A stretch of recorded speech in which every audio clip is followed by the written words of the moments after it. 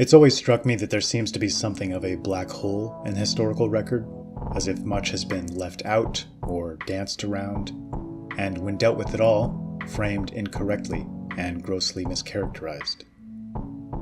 On that note, the Scythians seem to be the most appropriate starting point for our journey. In a very real sense, we'll be starting in the middle, as the Scythians seem to be the happy little center with respect to the Indo-European people, the tie that binds. With regards to the span of time, historians and cultural anthropologists often like to place them at the center point between the dawn of recorded history in approximately 3000 BC and the present day. Geographically, they're situated roughly in the center of nearly all major activity until Rome hits her stride and Europe begins to take shape. This centrality is appropriate because they're not only occupying a central role in time and space, but in nearly every other respect as well. It's difficult to overstate their importance and relevance to the history of the Indo-European peoples, which is why it always seems strange how little attention conventional historical accounts have paid to them. You'll find this to be a recurring theme as this series continues. This subject is incredibly tricky to cover properly, because the label Scythian has been so elastic and flexible, stretching back to their very first mention. If we picture the Proto-Indo-European people as a tree trunk, splitting off into 2 or 3 similar trunks, before splitting off into ever smaller branches, the steppe people known as the Scythians and their kindred could best be thought of as the largest and most centrally placed of these 2 or 3 smaller trunks, and the one that produces far and away the most branches over time. Genetically, culturally, and linguistically, it's difficult to think of any nation or empire across the Middle East, Europe, or Asia that wasn't either founded or deeply shaped by this large family, within which the Scythian element is centrally placed. I'm forced to phrase it in such a way because labels and language begin to fail us a bit here. Instead of speaking of them as one people that began to radiate outwards from the Caucasus across most of the known world, conventional theory has instead treated each subgroup as if they were a distinct people, with a different culture and way of life, emerging relatively independently from one another. And of course, we give each of these a separate name, causing them to appear even more distinct.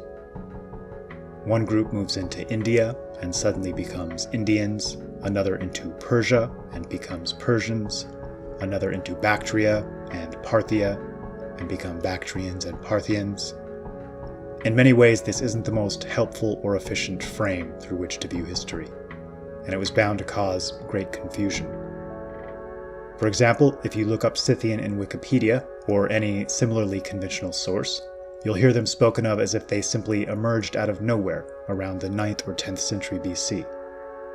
Yet, intriguingly, the historian Marcus Justinus states, "The nation of the Scythians was always regarded as very ancient, though there was a long dispute between them and the Egyptians concerning the antiquity of their respective races. The Egyptians being confounded by these arguments, the Scythians were always accounted as the more ancient." End quote. This is quite the explosive statement, as our age tends to consider the Egyptians as the oldest of peoples and empires, supposedly in full swing long before conventional historians claim the Scythians even entered the picture. But it gets even more intriguing, and I relate the following accounts not to agree or disagree with them just yet, but because they were stated by reputable and sober minds of their age, and certainly deserve consideration. The 17th century Irish historian Geoffrey Keating outright claims the Scythians were of Noah and his progeny, and claims that the Sumerians, with an S, were descended from them. Epiphanius of Salamis states that the Scythians were the ones who built the Tower of Babel, and that the ancient Sumerians themselves were their descendants, and goes on to state the Scythian monarchy began soon after the flood, and continued to the captivity of Babylon. He further states, quote, that the laws, customs, and manners of the Scythians were received by other nations as the standard of policy, civility, and polite learning, and that they were the first after the flood who attempted to reform mankind into the notions of courtesy, into the art of government, and the practice of good government. End quote. And herein lies one of the most intriguing mysteries of this people. Not only were they extremely capable warriors on the battlefield, credited with the invention of metallurgy and bronze, longboats and galleys, even silk, and responsible for some of the greatest thinkers of the age, such as Anacharsis, one of the 7 sages of Greece, as well as being brilliant artists and craftsmen, who used the massive amounts of precious metals they acquired over time to produce pieces that would stand up to any created today. But they also seem to have been universally respected and well liked. The Greeks, very much their genetic and cultural kinfolk, seemed to view them as their more wild and less domesticated cousins. Homer called them both the most just of all peoples as well as proud, and according to Strabo, they were men who, quote, by no means spend their lives on contracts and money acquisition, but actually possess all things in common, except sword and drinking cup. Aeschylus, the Greek poet, calls them the law-abiding eaters of cheese made of mare's milk, and tells us, the Sakai were noted for their good laws, and were preeminently a righteous people. A writer in the 1st century BCE, by the name of Pompeius Tragus, gives the following account. Quote, justice is observed among them more from the temper of the people than the influence of the laws. No crime, in their opinion, is more heinous than theft. Gold and silver they despise as much as other men covet them. They live on milk and honey. End quote. He goes on to further praise their seeming complete ignorance of greed and covetousness, and vice of every sort, in a manner deeply reminiscent of Tacitus's later portrayal of the ancient Germans. Geoffrey Keating refers to them as a brave and generous people, and Strabo states, we regard the Scythians the most straightforward of men, and the least prone to mischief, and also far more frugal and independent of others than we are. So who were these enigmatic people? As I mentioned previously, it can be difficult to tell where Scythian ends and Greek or Indian or Persian or any other group begins. Such was the interconnection between these peoples and cultures in the times prior to the birth of Christ, but I'll be doing my best to unravel this story. A topic which will almost certainly require at least 2 videos within this larger series. They called themselves the Skoletoi, and although they were to spread over much of the known world, they seem to emerge into recorded history from the regions stretching from Azerbaijan to Ukraine, around the Black Sea. I think it's fitting to begin our description by calling them fiercely independent, not only refusing to be cowed by foreign nations and cultures, but also nurturing deeply held customs and traditions that ensured they remain free from materialistic desires and the lure of the marketplace, calling to mind that now well-known Nietzschean maxim, quote, he who possesses little is possessed that much less. Blessed be a little poverty, end quote. They would routinely bury their dead, especially royals, with several pounds of gold and precious metals and materials, in their now famous Kurgan mound graves, of which over 100,000 still exist in Ukraine alone, that reached up to 70 feet high, using means and methods and funerary rites deeply reminiscent of those practiced in ancient Sumeria and Egypt. They were masters of the horse and wheel, allowing for great speed and mobility, and the flexibility to move anywhere at any moment, and faster than any of their peers. Their skillful breeding of horses and cattle is the reason for the size, stature, and variety of type we enjoy today. And their mastery of riding and archery technique caused them to be virtually unassailable by even the largest empires and armies of their day, routinely making fools of kings and pharaohs that chose to try their luck. The ancient Persian Aryan custom of all youth learning 3 things, to ride, shoot straight, and always speak the truth, sprung from their cultural root. The chivalric and aristocratic knightly tradition in Europe, in which powerful nobles so often preferred cavalry service, is also almost certainly an outgrowth of Scythian customs. They could move their homes with them on wagons, and seemed undaunted by even the most difficult terrain. This mobility was used to masterful effect against several much larger armies sent to destroy them. They'd lead the enemy deep into their territory while implementing a scorched earth policy behind them, causing impossible strain on their supply lines, threatening starvation and encirclement, choosing to fight only when the odds were strongly in their favor. Pioneers of the recurved bow and its mounted usage that'd later be copied by both Mongol and Hun, Darius himself employed Scythians, no doubt extremely well paid, in the most important and central place in his force, as he waged war with Alexander the Great, who was so impressed with their performance he immediately sought an alliance with the Scythians after the dust settled. Alexander made the peace, but was to make the same mistake so many others would later make with the Germans, Goths, and Vikings. He failed to realize that this was not a unified empire he was dealing with, but something more akin to feudal chieftains.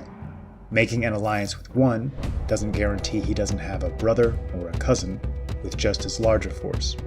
And soon, Alexander found himself staring down a large force of Scythians across the river Tanai, reportedly stating with defiance that he'd never dare lay a finger on men such as them. Yet if he did, he'd soon discover the difference between men like themselves and Asiatic savages. As I mentioned in the previous video, I think it's most helpful to picture the Indo-European route as spreading out in successive waves, with these waves often conquering or establishing new nations, only to have newer and older waves crash into one another. At the center of this ocean were those who Herodotus calls the true Scyths, or the royal Scyths, their aristocracy residing at the heart of their territory to which all other Scythians seem to willingly serve, and which Herodotus refers to as the largest and bravest of the Scythian tribes, which look upon all other tribes in the light of servants. These royal Scyths prohibited the enslavement of foreign peoples, and it's said they were served only by true-born Scyths of pure blood. There were also extremely rowdy elements, which one might think of as the bodyguard on the front lines. These warriors at the outskirts and borders, especially, were known to drink unmixed wine, with the rest of the world at the time cutting it heavily with water, a habit that caused more than one Greek to go half mad when visiting and attempting to take up the habit for themselves, including the famous story of the Spartan king Cleomenes. They were well acquainted with several drugs, and in what was possibly a ceremonial ritual, used to set up a teepee-like structure with a fire in the middle, on which they'd toss cannabis on the hot stones and imbibe the smoke. Though they seemed to place the highest values on nobility and justice, and were spoken of with praise by all who dealt or warred with them, these were not soft men. Again, much like the later Goths and Germanic peoples, war seemed to be viewed as almost a religious sacrament of sorts, not merely a source of pain and suffering and sadness, but rather something approaching a spiritual experience, and a chance to test one another's mettle, to earn glory through the display of great courage and heroic deeds, a chance to flex both mental and physical muscle in the highest stakes contest known to man. There's a fascinating story about the Scythians being pushed by one brother people from the east, the Massagatai, into another brother people to the west, the Cimmerians, and being forced to attack the latter to avoid the former. The royal element among the Cimmerians, who again were essentially Scythians, now known by a different name, refused to leave the graves of their fathers and flee, and chose instead to divide into two camps and fight one another to the last man as a final hurrah. And when the Scythians arrived, they took possession of an empty land. It's said that some outer tribes had the custom of drinking the blood of the first man they killed as a rite of passage, and would keep trophies as reminders of their victories. It's said that the heads of all slain foes in major battles would be brought to the king to obtain their just share of the winnings. They'd often make drinking cups out of the skulls of their especially respected foes, which they would bring out for important gatherings and major events, and discuss the events behind the obtainment of these grisly souvenirs as they dined. Herodotus tells us that once per year, the governor of each district would mix a large bowl of wine, perhaps in those famous cauldrons of the type we seem to find across every ancient Indo-European culture, and that only those who had killed a foe had the right to drink. The accounts of their dominance during long stretches of time are almost unbelievable. A passage from the works of Pompeius Tragus reads, and I quote, "They thrice aspired to the supreme command in Asia, while they themselves remained always either unmolested or unconquered by any foreign power. Darius, king of the Persians, they forced to quit Scythia in disgraceful flight. They slew Cyrus with his whole army. They cut off, in like manner, Zoparion, a general of Alexander the Great, with all his forces. Of the arms of the Romans they have heard, but have never felt them. They founded the Parthian and Bactrian powers. They are a nation hardy in toils and warfare. Their strength of body is extraordinary. They take possession of nothing of which they fear to lose, and covet, when they are conquerors, nothing but glory. The first that proclaimed war against the Scythians was Sesostris, king of Egypt, previously sending messengers to announce conditions on which they might become his subjects. But the Scythians, who were already apprised by their neighbors of the king's approach, made answer to the deputies, that the prince of so rich a people had been foolish in commencing a war with a poor one, for war was more to be dreaded by himself at home. As the result of the contest was uncertain, prizes of victory there were none, and the ill consequences of defeat were apparent, and that the Scythians, therefore, would not wait till he came to them, since there was so much more to be desired in the hands of the enemy, but would proceed of their own accord to seek the spoil. Nor were their deeds slower than their words, and the king, hearing that they were advancing with such speed, took to flight, and leaving behind him his army and all his military stores, returned in consternation to his own kingdom. Now it's said that the marshlands prevented the Scythians from invading Egypt, in their retreat from which they subdued Asia and made it tributary, imposing, however, only a moderate tribute, rather as a token of their power over it than as a recompense for their victory. After spending 15 years in the reduction of Asia, they were called home by the importunity of their wives, who sent them word that, unless their husbands returned, they would seek issue from their neighbors, and not suffer the race of the Scythians to fall of posterity through the fault of their women. Asia was tributary to them for 1,500 years, and it was Ninus, king of Assyria, that put a stop to the payment of this tribute." End quote. And it's important to note here that Sesostris reigned in approximately 1900 BC, so already we're seeing evidence of the Scythians not only existing, but dominating, long before Wikipedia and conventional academia claim they arrived on the scene. In a story that well illustrates their insistence on honesty and direct dealing, in the early friction between Persia and Cyrus, the Scythians faced one of their only significant defeats, by what they would come to see as a deceitful trap. A large army of Scythians, unaccustomed to wine, found an empty Persian camp, purposefully stocked with the drink, and almost immediately got very drunk. The Persians attacked at the key moment, routing the Scythians, and capturing and subsequently killing their general Spargapises, son of the queen Tamarsis. She promptly led a force out to challenge Cyrus herself, and, to quote Herodotus, "The greater part of the army of the Persians was destroyed, and Cyrus himself fell, after reigning 29 years.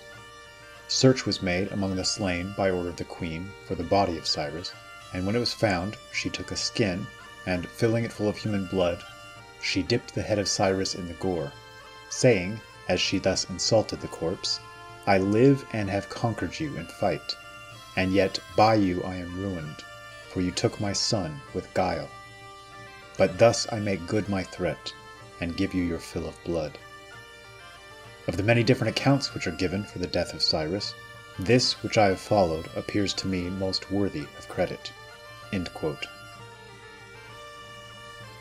And my favorite story, illustrating their martial dominance and willingness to toy with foes, is the instance in which a large Persian army under Darius, somberly organized in battle array and awaiting a signal, began to hear playful cries from the Scythian army. Darius is said to have asked what the clamor was, only to find out that they were passing the time by sportingly chasing a hare. He's said to have stated, quote, "These men have very slight regard for us, and I perceive now that Gobryas spoke rightly about Scythian gifts. Seeing then that, now I myself too think that things are so, we have need of good counsel, in order that retreat homewards may safely be made." It's said that Gobryas replied, O king, even by report I was almost assured of the difficulty of dealing with these men, and when I came I learnt it still more thoroughly, since I saw that they were mocking us. Now, therefore, my opinion is that as soon as night comes on, we kindle the campfires, as we are wont to do at other times also, and deceive with a false tale those of our men who are weakest to endure hardships, and tie up all the asses and get us away. There's also the story of 2 Scythian youths of royal birth being driven from their country and founding a settlement near Cappadocia to engage in Viking-like raids for many years with great success, until finally several surrounding peoples banded together to set a massive ambush and cut them to pieces. Quote, "Their wives, when they found that exile was added to the loss of their husbands, took arms themselves, and maintained their position, repelling the attacks of their enemies at first, and afterwards assailing them in return. They relinquished all thoughts of marrying with their neighbors, saying that it would be slavery, not matrimony. They also took revenge for their husbands that were killed in war, by a great slaughter of their neighbors." There's an interesting anecdote that speaks of a Scythian skirmish with the mythical Amazons, who it seems were likely very real, and ironically were likely the genetic kin of the Scyths, that may have come to be in a manner very much like the situation just described.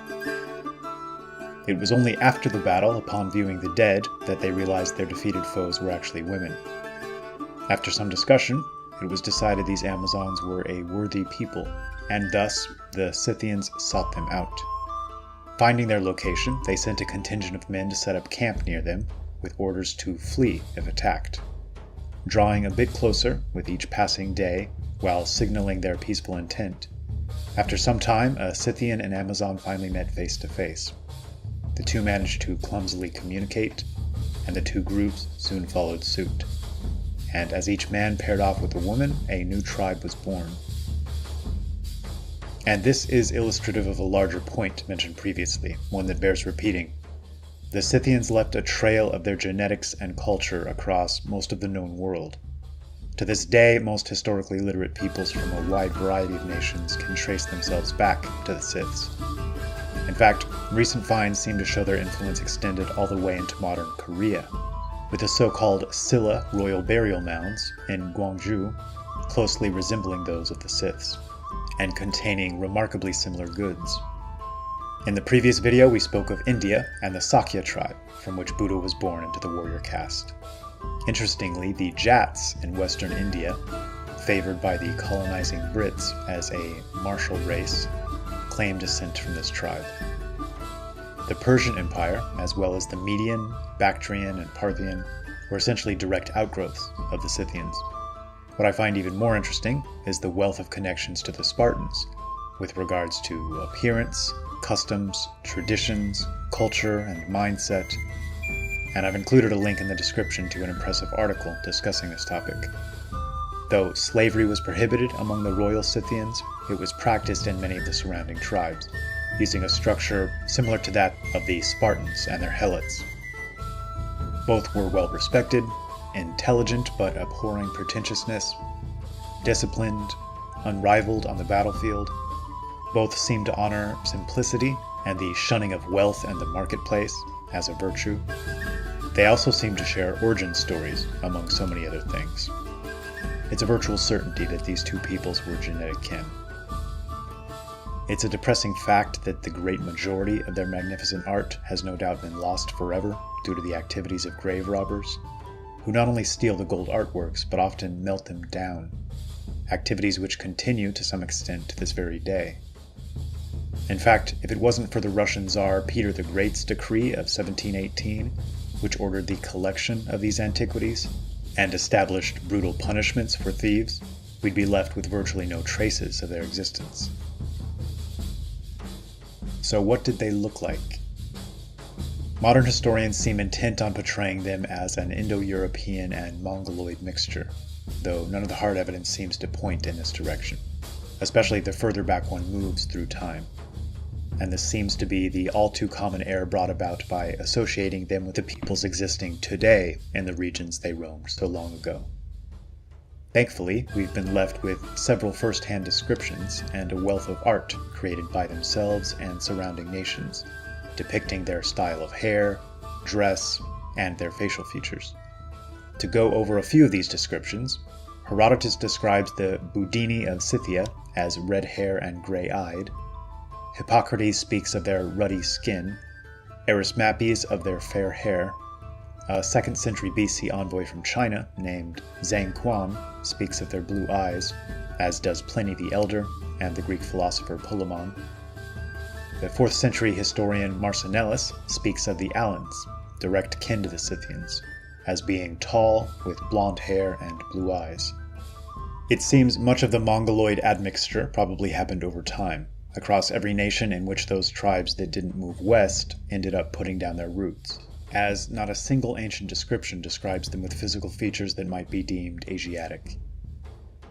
Historian Tamara Rice states, quote, "In fact, until sometime in the 5th or 4th century BC, the predominant inhabitants of even western Siberia were a fair-haired people of European origin, and it was after that date that an influx of Mongoloids resulted in a very mixed type of population." And what became of those that moved west? I believe we know these as the Yamnaya people that moved into Europe in waves, starting around 2000 BC. That people most closely resembling the Scythian culture and way of life would undoubtedly be the Goths.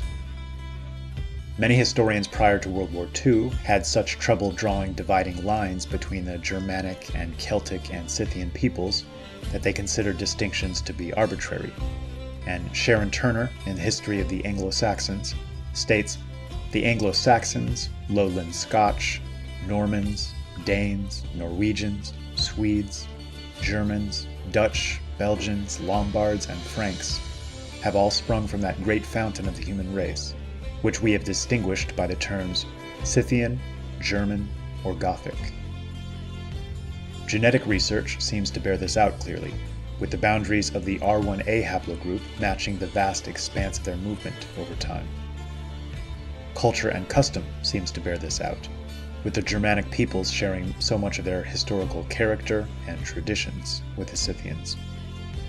The similarity in the burial mounds of the Swedish kings in Uppsala with those of the Scythian royalty is striking. And the specific type of R1A genetic signatures found in Norway and Sweden clearly resemble those existing throughout the trail of the Scythians, extending into the Altai region, where many Scyths settled down and left their lasting genetic mark. The human genetic data is even supported by a comparison of the genetics of the Norwegian fjord horse and the Mongolian horse, and the data suggests that the migrants to Scandinavia brought with them their prized horses, which became the root stock of the Norwegian equines of today. There is also a strong connection to the Polish royal houses, and it's theorized that the famed and feared Polish cavalry hussars were an outgrowth of the Scythian root. Scottish clans, such as the MacDougalls, MacDonalds, and McAllisters, also share the same unique genetic markers. And in the Scottish document, the Declaration of Arbroath, the Scottish trace their roots clearly back to Scythia. I spoke earlier of the royal Scythians being known as the true or authentic Scythians. I found an interesting parallel here with the Germanic peoples, who in Latin were known as Germani, which is the plural of the adjective Germanus, which can mean seed, and was often used to mean authentic or genuine. To the Romans, they were known as the authentic Celts. And Nennius, in his account of the arrival of Hengist and Horsa in Thanet, states that messengers were sent to Scythia for reinforcements. The context shows that these in fact came from North Germany, so evidently the name of the genuine Scythians persisted long in Northern Europe. Burials found near Brandenburg dating to the 6th century BC are yet another clear testament to their presence. The skulls discovered in the royal Scythian tombs near Sevan, Armenia, which likely date back to between 900 and 500 BC, show a dolichocephalic type, best matching the modern Nordic type. And there seems to be a great number of parallels with the Scythians and Vikings in particular, across the board. Both had a long history of extracting wealth from neighbors, but rarely wishing to stay and rule, and seemed to prize simplicity, courage, honor, and considered combat to have something akin to a spiritual significance. Both were fiercely independent, often stubborn and prideful. Both equally shunned domesticated life and all of its trappings. It's noted in the Icelandic sagas that men from Asia became the aristocrats of Sweden and Norway, and this can only be a reference to the Scythians and related tribes, who were later to push back eastward as the Rus, leaving behind a ruling caste and the title of the nation we know as Russia today. In my research, multiple sources speak of material goods with a Scythian stamp appearing with a greater frequency as the Viking era approaches. So even having said all of this, we've just scratched the surface here, and I've only been able to provide some of the meat of the overall story. In a future video, we'll be covering the Goths and Germanic peoples specifically, and in another, I hope to deal with the history of these enigmatic people prior to approximately 1000 to 1500 BC. Many of you may know there's still an elephant in the room to be dealt with related to this topic, and I'm looking forward to dealing with it to the best of my ability. And selfishly, I wanted to close with some subjective editorializing. I've come to respect these people, their culture and worldview and manner of being, and I think we have much to learn from them. Time and time again, they had opportunities to conquer and settle in large urban centers, and embrace the ease of life and conveniences these provide. Situated as they were, centrally located between the east and the west, much like the Khazars would do in the same region later, they could have devoted themselves to becoming merchants, growing fat and happy from the process of buying and selling between empires, dealing both goods and human beings. They seem to very consciously and purposefully reject this path, and time again speak as if they recognize the threats of orienting their lives towards the materialistic marketplace, and the softness and dependence and domestication that inevitably follows. These are ideas that seem to remain in the Western bloodstream for many, many generations to come. An immune system that caused most populations to view real labor with pride, not shame, and caused the aristocracy to look with great suspicion on the merchants that began to rival their power, intermarry with their families, and slowly but surely change the face of their nations. Currently, we orient virtually all of our intellectual energy and efforts towards the marketplace, towards the creation and marketing and buying and selling of goods and services, the majority of which don't seem to be causing an increase in true happiness or fulfillment, and a key few of which seem to be definitively having the opposite effect on a mass scale. The Scythians managed to produce great minds, pioneering inventions, explorers the likes of which we'll probably never know the full exploits of, and might be hard-pressed to believe, even if we did, and a class of strong and robust and self-sufficient men, who seem to have been liked and feared and respected by all that they encountered. And they did so while embracing nature, both within and without.